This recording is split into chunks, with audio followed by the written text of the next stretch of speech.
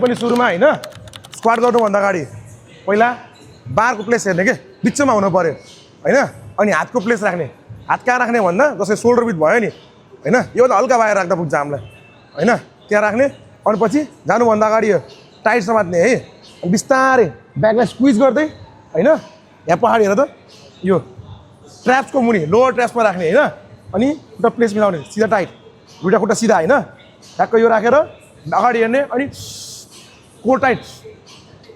माथि core tight shoulder tight back tight राखेर हैन उभिने वेस्ट गरेर अनि 3 स्टेप 1 2 अनि 3 स्टेप हैन अगाडि हेर्ने ढाड सिधा राखेर टाइट डाउन एन्ड अप हैन फेरि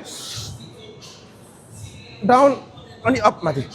है राख्दाखेरि आउने झ्याप्प राख्ने है यसमा के गर्नु पर्यो भन्दा सुरुमा मैले ख्याल ग्रिप लिने टाइट राख्ने स्क्विज गरेर एकदम टाइट स्क्विज गरेर जाने लोवर ट्र्याप्समा राख्ने हैन लोवर ट्र्याप्समा बाहिर राख्ने पोजिसन लिने ढाड सिधा राख्ने अनि यहाँ उठाउँदाखेरि टाइट राखेर वेस्ट गरेर उठाउने यतिको उठाउने हैन के यतिको उठायो भने ढाडलाई बढी लोड पर्छ कि हैन के गर्नु पर्यो खुट्टा राखेर सिधा राखेर वेस्ट गर्ने जस्तै डेडलिफ्टमा वेस्ट गर्छु नि सेम स्क्वाटको उठाउँदाखेरि पनि वेस्ट गर्नु पर्यो के टाइट राख्ने वेस्ट गरेर उठाउने खुट्टाले पनि उठाउने कि ढाडले मात्र होइन है अनि 3 स्टेप ब्याक 1 2